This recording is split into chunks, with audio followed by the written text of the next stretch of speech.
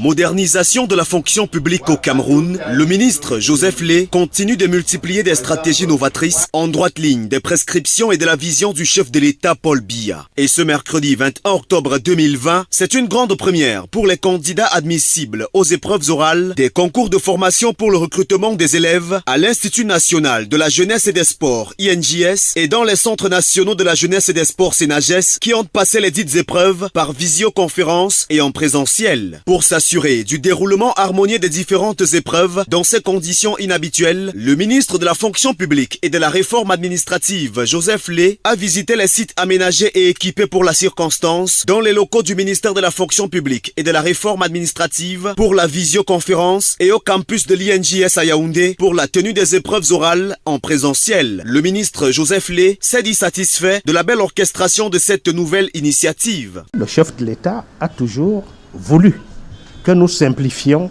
et que nous dématérialisions les procédures administratives. Ce matin, s'agissant des épreuves orales de l'INJS et des CENAGES, nous avons à peu près 400 candidats.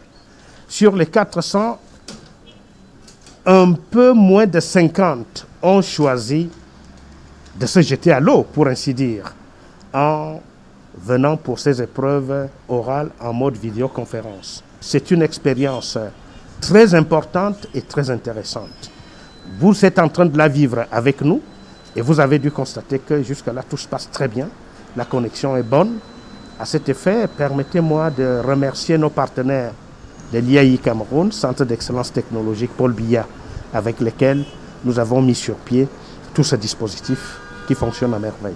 Cette visite effectuée par Joseph Lé a été marquée par la présence du coordonnateur général de l'IAI venant de Libreville, au Gabon, Clément Achille Ekomi, et du représentant résident de l'IAI Cameroun, Armand Claude Abanda. Le coordonnateur général de l'IAI a salué cette initiative du ministère de la fonction publique et de la réforme administrative et a invité les autres États à faire confiance à l'IAI. C'est une très bonne initiative. Le travail en présentiel est de moins en moins admis. Aujourd'hui, c'est la visioconférence. Et l'IAI, qui est un outil des États membres, est leur laboratoire des États. Les États ne doivent pas se gêner, se rapprocher de l'IAI pour un projet tel que celui-là. Vous voyez que c'est un projet porteur. Armand Claude Abanda, représentant résident de l'IAI Cameroun, n'a pas manqué de féliciter cette nouvelle réforme portée des mains de maître par Joseph Lé. Aujourd'hui, nous avons constaté que le ministère de la fonction publique multiplie des réformes positives en utilisant le numérique comme véritable levier pour moderniser l'administration publique, comme le souhaite le président de la République, le président Paul Biya.